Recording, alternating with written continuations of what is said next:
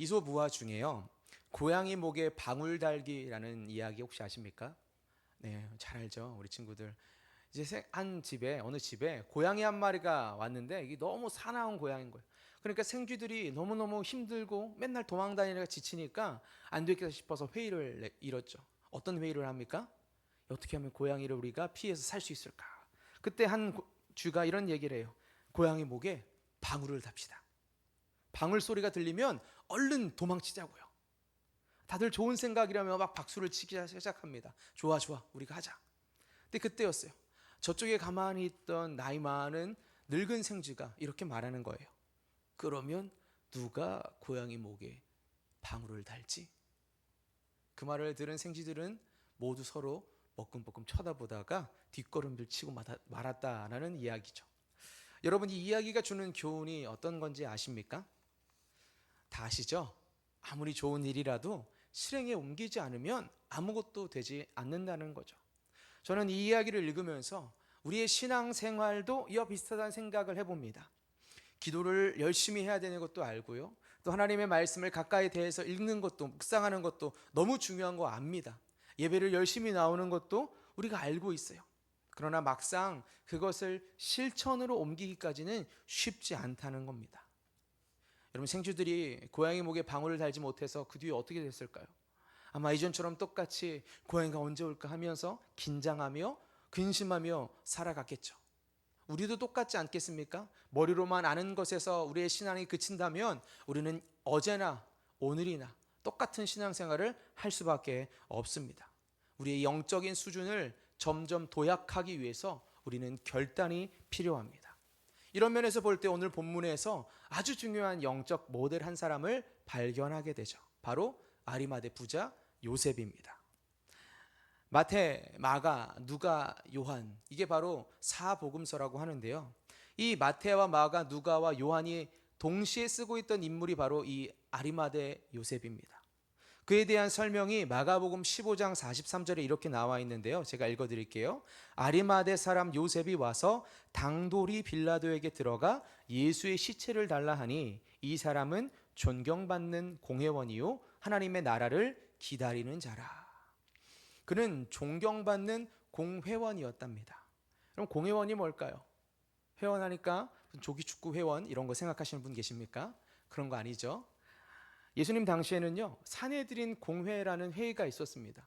이 사내들인 공회의 회원이 바로 공회원인데요, 이들은 유대인들에게 엄청나게 인정받는 사람이었어요. 그들이 하는 말, 그들이 하는 행동 하나하나가 영향력이 엄청났거든요. 그들은 귀족 정치 집단인 사두개인과 또 율법학자인 서기관들이 대부분이었고, 그 안에 대제사장이 의장을 맡아서 이 회의를 진행했습니다. 여기서는 종교, 정치, 그리고 여러 가지 재판들을 관리했었습니다. 그들의 말은 곧 율법과 같았기 때문에 그들이 하는 말, 그리고 그 사람이 지나간 다음에 사람들이 존경 어린 눈으로 쳐다봤어요. 문제는요, 이들이 예수님을 굉장히 싫어했다는 거예요. 예수님이 하시는 말씀, 예수님을 따라다니는 무리가 점점 늘어나니까 그에 대해서 점점 두려워하기 시작했고, 그 말이 귓가에 들어와서 가시처럼 박히기 시작했죠. 특히 성전에서 이 제사장 이 사내들인 공회에서 허락을 통해 가지고 성전에서 뭐 비둘기라든지 양이라든지 또 돈을 바꾸는 환전이라든지 이런 것들이 이루어지니까 예수님이 가만두지 않고 채찍을 가져다가 다 둘러 엎으시면서 이 집은 하나님이 기도하는 집이라고 하셨거늘 너희는 여기를 강도의 소굴로 만들었다라고 하며 그들의 죄를 지적하셨죠. 이후에 이들은 급속도로 예수님에 대해서 부정적인 시각을 갖게 됩니다. 결국 6월절 전에 이 예수를 죽이고자 작당 모의를 하고, 이때에 사탄이 거짓말로써 가룟 유다라는 사람 마음 안에 거짓말을 불어넣으면서 그 마음 속에서 예수님 팔아야겠다 하고 예수님을 은30에 팔기로 결단하죠. 이후에 예수님은 결국 우리가 읽지는 않았지만 십자가에 못 박히는 그런 이야기로 진행됩니다. 다시 아리마대 사람 요셉으로 한번 가볼까요? 그는 유대인에게 존경받던 인물이었습니다. 그리고 그에 대한 설명이 오늘 본문에 한 글자가 더 붙어 있어요. 부자래요, 부자. 그가 얼마나 돈이 많았던지 자신의 이름으로 된 무덤까지 준비했답니다. 돌로 된 무덤. 여러분 지금도 그렇지만 옛날에도 땅을 사려면 돈이 있어야겠죠. 근데 거기를 무덤으로 쓴대요. 거기에다가 뭐 농사를 해서 거기를 뭐 작물을 키워가지고 수확을 얻는 그런 용도가 아니라 그냥 가만히 두는 거예요. 자기가 내일 죽을지 20년 뒤 30년 뒤 죽을지 모르는 그 무덤을 그냥 사둔 겁니다. 땅 사둔 거예요. 돈이 얼마나 많으면 그렇게 했습니까? 죽으면 끝인데도 불구하고 돈이 많으니까 다 준비시킨 거죠. 그런 부자이자 인정받았던 아리마대 사람 요셉, 그가 오늘 예수님의 죽음을 목격합니다. 그리고 그가 엄청난 결단을 하죠. 그게 무엇입니까? 빌라도, 당시 유다를 다스리던 총독, 로마 총독인 빌라도를 찾아가서 이렇게 말하죠. 예수님의 시체를 주십시오. 여러분, 이게 왜 엄청난 일일까요? 가진 것이 많을수록 잃은 것에 대한 부담이 커집니다. 이룬 것이 많을수록 그것이 없으면 못 살 것 같다는 생각에 약해지기 쉽죠. 아리마대 사람 요셉은 사람들 앞에서 공개적으로 예수의 시체를 달라고 얘기했으니 나는 이제 예수님의 편입니다라는 것을 드러내는 거죠. 여러분, 이로 인해서 그가 겪게 될 어려움이 얼마나 많겠습니까? 공회원의 그 자격을 박탈당할 수도 있습니다. 한순간에 명예와 권력을 잃어버리는 거죠. 심지어 재산도 몰수당할 수 있어요. 누가 이렇게 해가 예수님도 죽였는데 어떻게 해서든 그 사람 끌어내리려고 하면 재산도 다 빼앗길 수도 있었겠죠. 심지어 죽임을 당할 수 있어요. 왜냐하면 공회원이 잘못된 판단을 했다는 생각 때문에 그들이 회의를 열어서 얘도 십자가 처하자라고 해버리면 아리마대 사람도 죽을 수 있었거든요. 만약에 이런 것에 연연했던 사람이라면 아리마대 사람은 도망치거나 모른 척했을 겁니다. 그러나 그는 자신이 가진 것들에 연연하지 않았던 사람이었어요. 여러분, 세상을 보면요, 가진 것 때문에 그것을 지키고자 연연하는 사람들을 많이 봅니다. 그래서 때로는 해서는 안 될 행동도 하기도 하고요, 아는 것을 모른 척하기도 하고요, 입을 다물고 살기도 합니다. 마귀는 그걸 너무 잘 이용해요. 그래서 우리에게 속삭이죠. 너 그렇게 하면 이제까지 너가 쌓아둔 것 다 잃을 수 있어. 그동안 그 자리에 오르려고 얼마나 노력했는데 그러다 끝나 라면서 말입니다. 오늘 본문에는 등장하지 않지만 아리마대 사람도 아마 이런 질문에 빠졌지 않았겠어요? 마귀가 이렇게 얘기했겠죠. 너 지금 나가서 예수님 시체 달라고 해. 그러면 공회원 자리에서 잘릴 거야. 그러니까 하지마. 그동안 모아둔 재산도 다 날라가. 하지마. 내가 십자가에 못 박힐지도 몰라. 하지마 라면서 말입니다. 그러니 여러분, 오늘 이 요셉은요, 이 모든 상황 속에서 당당히 걸어갑니다. 오늘 본문 57절에 보면요, 이렇게 말합니다. 그가 왔으니 라고 말해요. 요셉이라는 사람이 왔답니다. 이 오다라는 단어는요, 원어적으로 보면은 목적을 가지고 왔다는 의미예요. 그러니 이 아리마대 사람은, 요셉은요, 예수님께 나아갈 때 분명한 목적을 가지고 갔던 거죠. 예수님을 내가 내 무덤에 안치시켜야 되겠다. 그의 장사를 내가 대신 치러야겠다라는 분명한 목적이었습니다. 사랑하는 여러분, 오늘 이 땅을 살아가며 우리는 어떠한 자세로 살아가고 있습니까? 우리 인생에 있어서 이런 질문을 해보는 것 참 중요하죠. 나는 왜 이 땅을 살아가며 무엇을 위해 살고 있는 걸까? 세상에서 누리는 돈과 명예와 권력, 물론 이런 것들이 중요하죠. 하지만 이런 것들보다 더 중요한 게 있다라는 것을 우리는 알아야 합니다. 그게 뭘까요? 아리마대 요셉이 깨달았던 바로 예수 그리스도. 그것이야말로 우리의 가장 가치가 있는 소중한 것임을 기억하시길 주의 이름으로 축복합니다. 더 가치 있는 것을 깨닫는 게 중요하다, 이것을 묵상하다가 제가 초등학교 2학년 때 있었던 일이 생각났습니다. 초등학교 2학년 때 저희 반 선생님이 이런 말씀하셨습니다. 자, 친구들, 내일은 우리 집에서 물건 하나씩 가져와서 우리 친구들과 시장놀이를 할 거예요. 잊지 말고 꼭 가져오세요. 그래서 제가 지금으로 치면 뭐 당근마켓 같은 거겠죠. 집에 보니까 그닥 가져갈 게 없는 거예요. 가져오고 싶지도 않고. 그래서 엄마한테 얘기해서 저 빅파이 한 박스만 사주세요 그랬어요. 이 빅파이가 그 당시에 12개 들어있었는데 그거 가지고 이제 갔습니다. 가보니까 친구들이 주변에 막 인형도 갖고 오고 뭐 장난감도 가져오고 모자도 갖고 오고 옷도 갖고 오고 막 이랬습니다. 그때 제 시선을 사로잡았던 거는 엄청나게 멋지게 큰 합체 로봇이었어요. 합체 로봇이 딱 있는데 야 저거 내가 저거 사야겠다 이 생각하고 딱 갔어요. 시장이 딱 열렸습니다. 자 친구들 시작. 친구들이 골라 이거 잡아 골라 막 애들이 막 시장 통에 자랐는지 막 하더라고요. 그때 제 친구가 와가지고 조심스럽게 저에게 물어봤어요. 요셉아, 이거 엄청 먹고 싶은데 내가 지금 종이돈밖에 없어. 혹시 이걸로 안 될까? 얘기를 한 거예요. 제가 또 그때 열심히 교회를 다녔기 때문에 착한 마음에 불쌍했어요.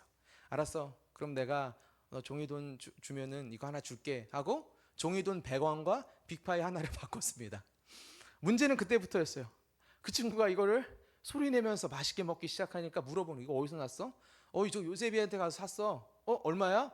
종이돈이면 돼. 그때부터 애들이 다 종이돈을 막 그 자리에서 그리는 거예요. 100원, 1000원, 나중에 100만 원짜리까지 써가지고 한글로 100만 원 써서 저한테 주면서 이 빅파이랑 바꾸자고. 그 한순간에 저의 모든 시장은 끝났습니다. 제게 남은 것은 종이돈만 수북히 남아 있었어요. 그 돈을 보면서 저 멀리 합체 로봇을 보는데 당연히 안 되죠. 친구들은 자기가 가지고 온 용돈을 가지고 이것저것 사는데 제가 남은 것은 종이돈밖에 없더라고요. 그때 전 깨달았습니다. 진짜 가치 있는 건 따로 있구나. 종이돈 100억이 있는들 진짜 돈 10원만 못하지 않습니까? 사랑하는 여러분, 우리가 이 세상에서 아무리 돈이 많아도 죽음 이후에 그것이 무슨 소용이 있겠습니까? 우리는 더 가치 있는 것을 위해 살아가야 할 줄로 믿습니다. 아리마대 사람 요셉은 그것을 알았습니다. 그래서 그는요 자신의 명예와 부에 연연하지 않았어요. 그는 부자로 사는 것이 자신의 인생의 전부라고 여기지 않았던 겁니다. 물론 저는요 우리 사랑하는 성도님들이 진짜 잘 되길 기도해요. 어제도 설교를 준비해 놓고 하나님 혹시라도 이 설교를 듣고 우리 함유세 목사님은 부자 되는 걸 원치 않나 보다 라고 생각하는 성도가 없길 기도합니다. 저는 우리 성도님들이 잘 되셨으면 좋겠고요. 이 땅에서 부와 명예를 가진 사람이 되셨으면 좋겠어요. 그걸 가지고 하나님의 영광을 드러내고 정말 주님이 필요하시는 그곳에 우리의 물질과 우리가 가지고 있는 그 힘을 사용하게 되길 주의 이름으로 축복합니다. 그러나 여러분 중요한 것이 있어요. 그 부와 명예가요 하나님보다 더 크게 되면 그것을 지키고자 연연하는 인생이 되게 되면 우리는 정말 가치 있는 것을 잃어버릴 수밖에 없습니다. 그래서 우리가 기억할 것은 그것 없으면 절대 안 되라는 착각에 빠지지 않는 것입니다. 어떤 목사님이 이런 말씀하셨어요. 저는 가난이 싫습니다. 그러나 무섭진 않습니다. 다시 가난해지면 또 그렇게 살면 되죠. 이제까지도 그렇게 살아왔는데요. 가난이 싫다는 건 정직한 말 아닙니까? 중요한 것은 무섭지 않다라는 고백이죠. 우리는 어떻습니까? 세상의 것이 전부가 되어서 그것 없이는 살 수 없는 것처럼 아둥바둥 살고 있지는 않습니까? 조금 가난하면 어떻습니까? 조금 덜 유명하면 어떻습니까? 주님이 우리의 전부가 되는 인생이 되시길 주의 이름으로 축복합니다. 제가 어렸을 때 교회에 가보면 이 권사님들이 모여서 구역 예배를 드리셨어요. 셀 모임 이런 거죠. 근데 그분들이 모여서 찬양을 부르실 때 이런 찬양을 많이 부르셨었습니다. 주 예수보다 더 귀한 것은 없네. 이 세상 부귀와 바꿀 수 없네. 영 죽은 내 대신 돌아가신 그 놀라운 사랑 잊지 못해. 후렴은 이렇습니다. 세상 즐거움 다 버리고 세상 자랑 다 버렸네. 주 예수보다 더 귀한 것은 없네. 예수 밖에는 없네. 아멘. 하나님의 임재 연습으로 유명한 로렌스 형제가 이런 말했습니다. 하나님을 만난 사람은 태양을 본 사람이라네. 태양을 본 사람은 땅 위에 화려한 불빛에 조금도 마음을 빼앗기지 않는다네. 제가 만났던 권사님들, 그분들은 태양을 본 자였습니다. 그래서 이 땅에 아무리 화려한 것도 그들의 마음에 우상이 될 수 없었죠. 사랑하는 여러분, 우리는 태양을 본 자들 아닙니까? 예수님의 그 십자가의 사랑을 경험한 자들이 아닙니까? 아직 경험하지 못했다면 그 사랑을 경험하시길 주의 이름으로 축복합니다. 이제는 말씀을 좀 맺으려고 합니다. 오늘 성찬식이 있어 좀 빨리 끝낼 건데요. 여러분, 우리의 삶은요 항상 선택의 연속인 것 같아요. 어떤 선택이 있을까요? 정직하게 살면 손해보지 않을까? 어색한 이 상황 속에서 내가 과연 믿음을 지켜낼 수 있을까? 바쁜 상황 속에서 내가 하나님을 더 의지하고 그분을 내 앞에 먼저 둘 것인가? 이 작은 선택들은 우리의 신앙을 자라게 합니다. 오늘 예수님의 그 부활을 기념하는 부활절, 우리의 가장 가치 있는 것, 그것이 바로 예수가 되길 간절히 바랍니다. 아리마대 사람 요셉, 그는 자신이 지켜야 할 가치가 무엇인지를 알았습니다. 그는 공회원이자 부자로서 할 수 있는 모든 것을 예수를 위해 바쳤습니다. 반주해 주시오. 우리는 어떻습니까? 하나님이 우리를 지금 속한 그 자리에 우리를 부르셨다면 왜 부르신 걸까요? 오늘 설교의 제목처럼 주님의 때를 위해 우리는 지음받은 줄로 믿습니다. 바라기는 우리 모두 하나님이 기뻐하시는 영적인 것을 위하여 이 땅에서 가장 가치 있는 것을 선택하며 나아가길 주의 이름으로 축원합니다.